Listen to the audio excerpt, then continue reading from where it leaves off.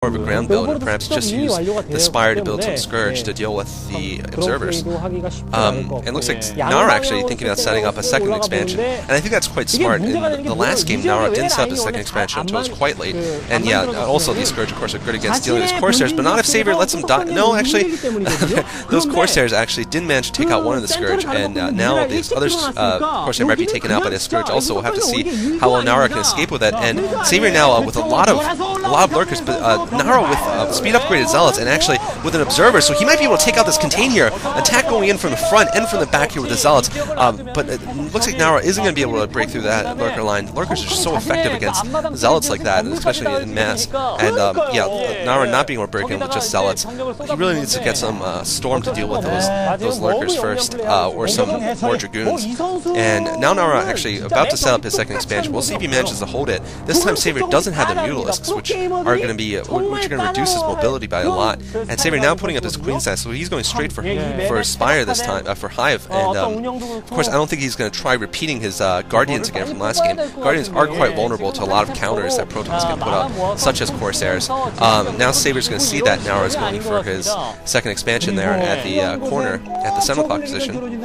And Nara is still just positioning his units so excellently. That's really a hallmark of a good player, is that you want to keep your units at some part of the map where your enemy doesn't know where they are. Even if they're not doing much, just keeping your enemy busy trying to find them, and able to set up flanks really easily by hiding some forces around the map. And Nara has done just that. He's just wandered from one location to another with this very large force. But now Savior actually coming down with some Zerglings, and he's going to try to take out the pylon there and stop this expansion from going up at the 7 o'clock. Nara with a lot of speed upgraded Zealots and High Templar. He's going for the same build as he did in Game 2. Which is sort of a High Templar Zealot build. And that's quite effective against Mutaling. I'm not sure if it's so effective against Lurkers and high-level units, but we'll have to see.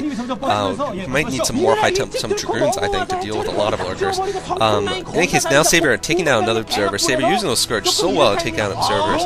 And by now, Nara doesn't have an air fleet at all. And Nara actually is setting up sort of a hidden expansion at the 5 o'clock. That's going to be a little bit difficult to hold if Savior decides to attack there. And now we're also setting up expansion at the 7 o'clock, so he's going for a double expand here. He's going to try and out-expand Savior, and Nara with one more Corsair actually, just trying to do some harassment or scouting, and he's going to lose that Corsair rather carelessly to Scourge. He's lost all 3 of his Corsairs so far, and Savior actually has sunken colonies on the ramp leading towards Nara's expansion, so it's going to be really hard for Nara to break. Savior once again taking out an Observer, just doing so well picking up those Observers, I have to say. And now Savior bringing drones over just to increase mining there, sorry. And a lot of Lurkers up for Savior. We'll see if Savior decides to get Dark Swarm, although Dark Swarm won't be that effective against the Zealot Archon force, unfortunately. And really, there's not much Dark Storm can do, but I guess Savior could also go for Dark Storm to deal with those cannons, actually, because Nara does have a lot of cannons. Actually, that would be effective against cannons. But I feel that expansion at the 5 o'clock position is relatively easy to take out by Savior if Savior decides to do so.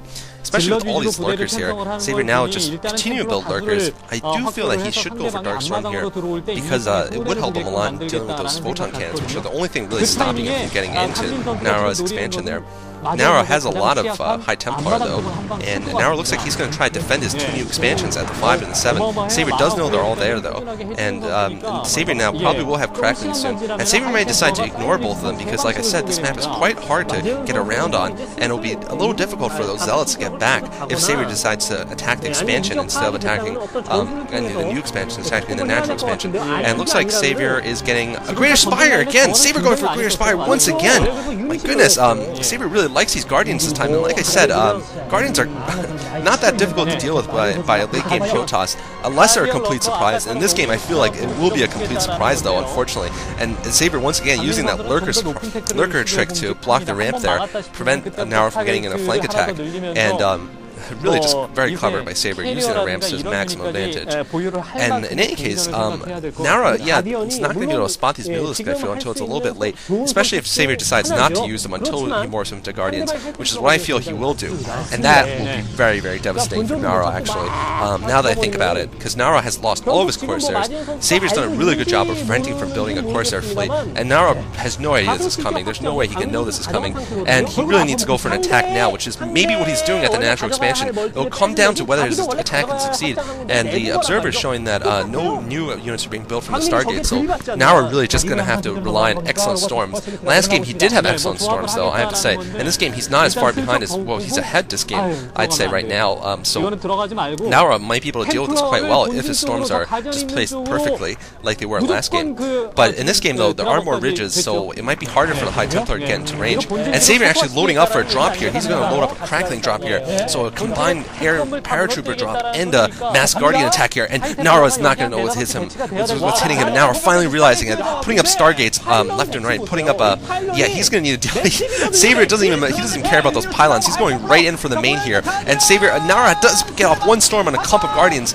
Naura needs about 2 or 3 excellent storms on those guardians to take him out. And now Savior doing a crackling drop in the back here, going to try to take down some of these gateways immediately. And now Naura with his first Corsair now up, but it's really not going to be enough to deal with this. And Naura now retreating up. I feel like Naura could have gone for an attack on Savior's main. Perhaps that was the only way for him to save himself at this point. Naura using an excellent storm there to take out 2 of Savior's guardians. And Savior doing the lurker trick again, doing the lurker morph trick, delaying those zealots from getting in and clearing out those cracklings. And now Savior taking out the first Corsair that Naura's produced, and Naura bringing all of his forces back to try to defend against these cracklings here.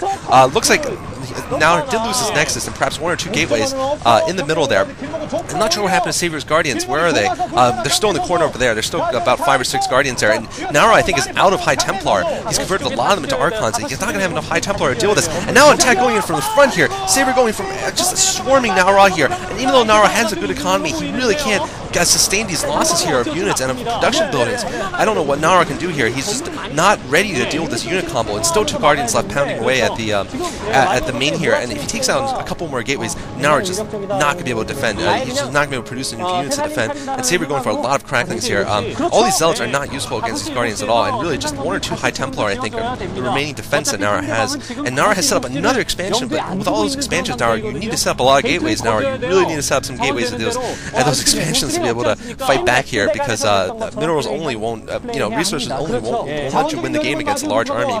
And Savior now going for an expansion of his own at 12 o'clock. I think he's going to be satisfied with the damage he's done, and he's also destroyed most of Naura's ground force, so now he can probably attack these expansions, which is what he's going to do. He's going to go for the expansion at the 5 o'clock, which I said was going to be difficult to hold, and only 3 cannons there to deal with this. I don't think it's going to be enough. Savior now going in for the attack here with a lot of cracklings and lurkers, and it looks like he's going to just take down his cannons and just rip apart that base. Yeah, it looks like he's ripping apart, and Naura, it's going to take a long time for Naura to get back. Naura retreating now, deciding he's going to sacrifice that expansion, and importantly, he's put his Templar archives there, so really unfortunate building placement for Naura.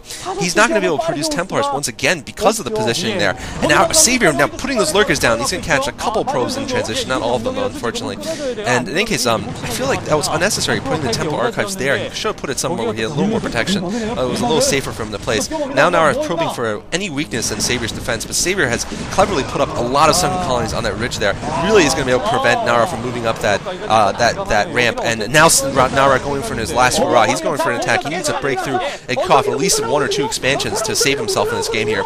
And Savior now going up for some reinforcements. He's going to load up for a drop, actually, maybe to reinforce or maybe to go for another attack.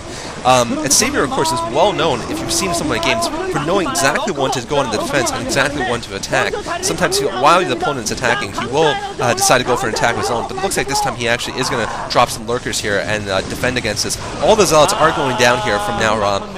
Naura's last force here getting destroyed, I think, and I think this is going to be GG for Naura. Naura, at the end dropping a Dragoon there just to die, unfortunately. Naura has lost all of his forces, all of his zealots, and now Savior can easily just switch back to doing a ground attack here.